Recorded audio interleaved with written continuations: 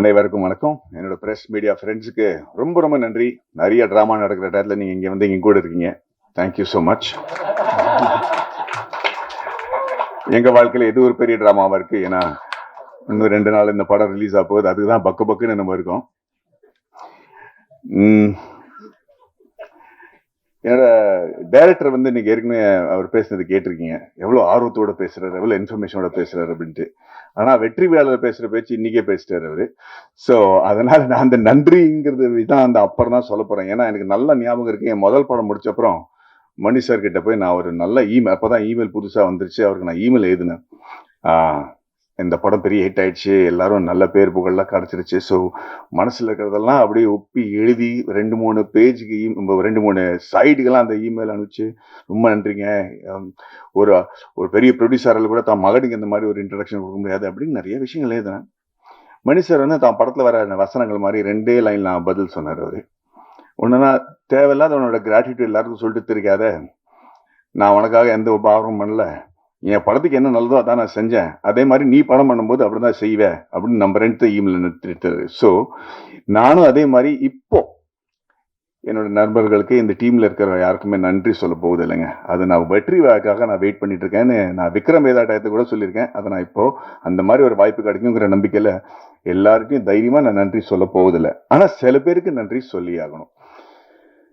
GT நாயுடுங்கிற ஒரு படம் பண்றதுக்கு முன்னாடி நம்ம என் வாழ்க்கையில சில ரியல் லைஃப் கேரக்டர்ஸ் அமைஞ்சிருக்காங்க. எனக்கே தெரியாம, தெரிஞ்சோ தெரியாமலோ நிறைய பேர். ரங்தே பசந்தி பண்ணும்போது ஸ்குவாடன்ல அஜய் ராத்தோட, அதுவும் ஒரு ரியல் கேரக்டர் பேஸ் பண்ணி தான் இருந்துச்சு.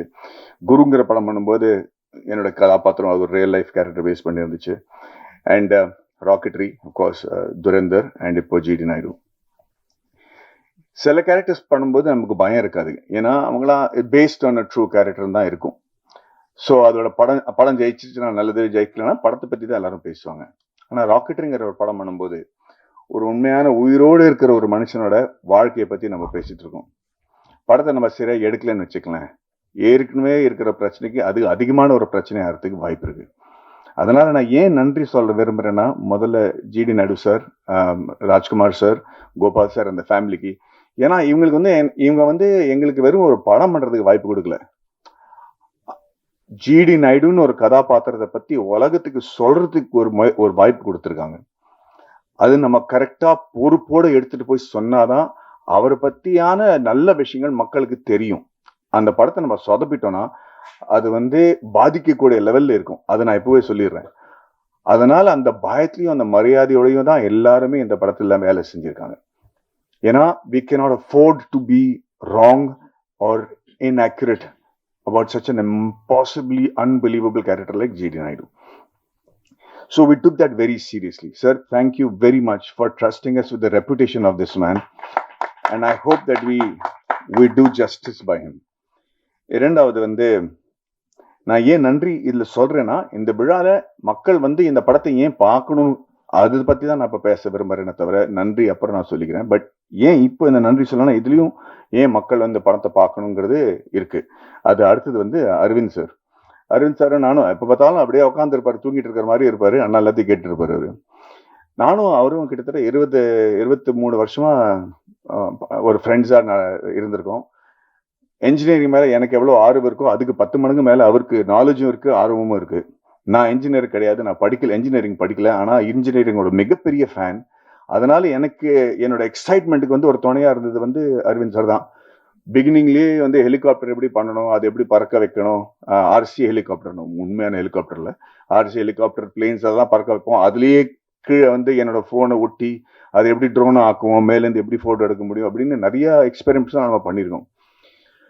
ஆனா அவர் ஒரு சினிமாட்டோகிராஃபர், ஒரு டிஓபி, நிறைய படங்கள் பண்ணியிருக்காரு. இவ்வளவு நல்ல ஃப்ரெண்டா இருந்த கூட நானும் அவரும் சேர்ந்து வேலை செய்யறதுக்கு வாய்ப்பு கிடைக்கல.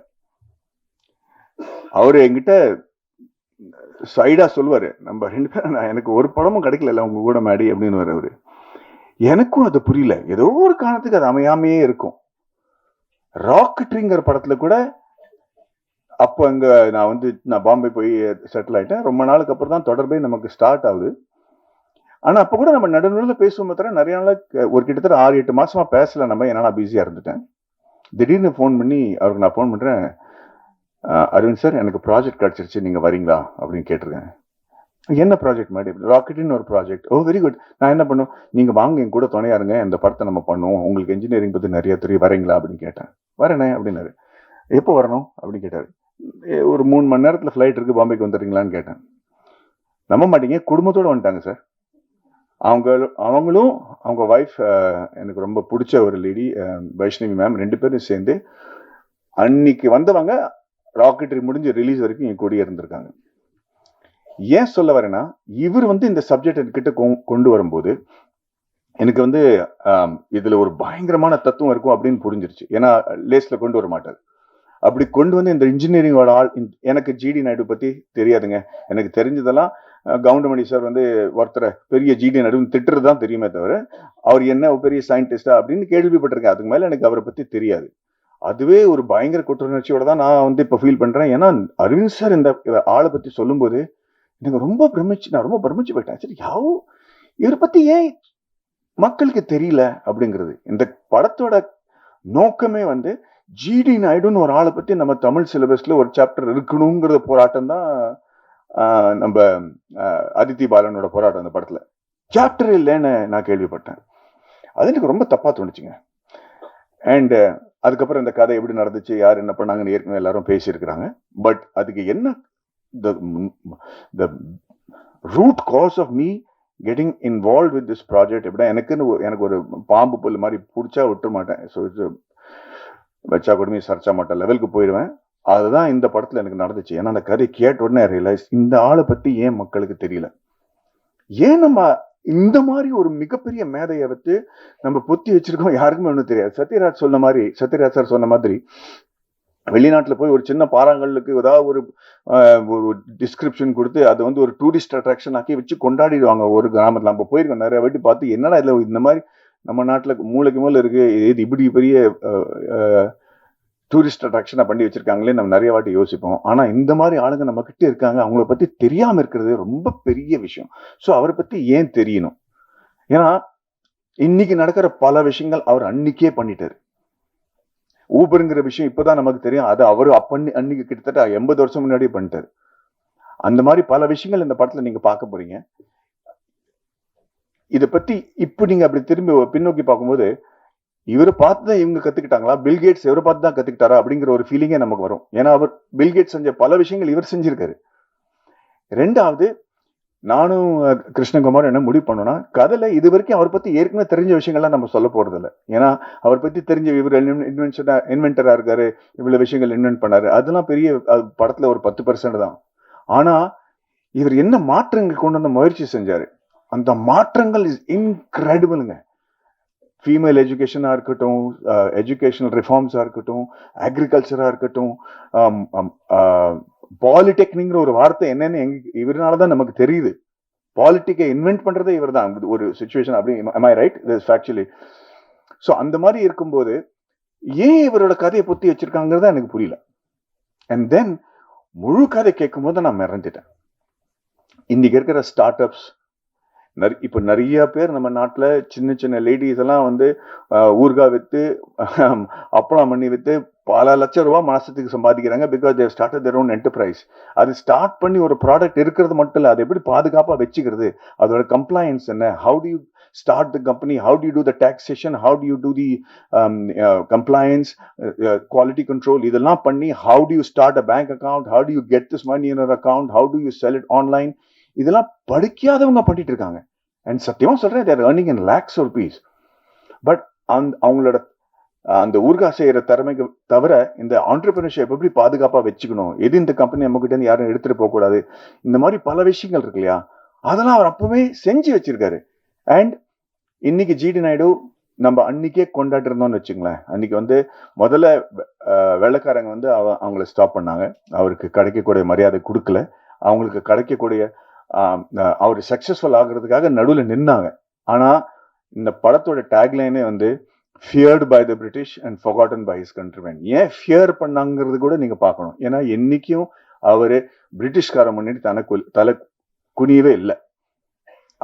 பிரிட்டிஷ்காரங்க ஜிடி நாயுடு பொறுத்த வரைக்கும் ஜெயிக்கவே முடியலைங்க. கடைசி வரைக்கும் அவங்க நாட்டை விட்டு ஓட்டுற வரைக்கும் அவங்களால ஜிடி நாயுடுக்கு ஒண்ணுமே செய்ய முடியல.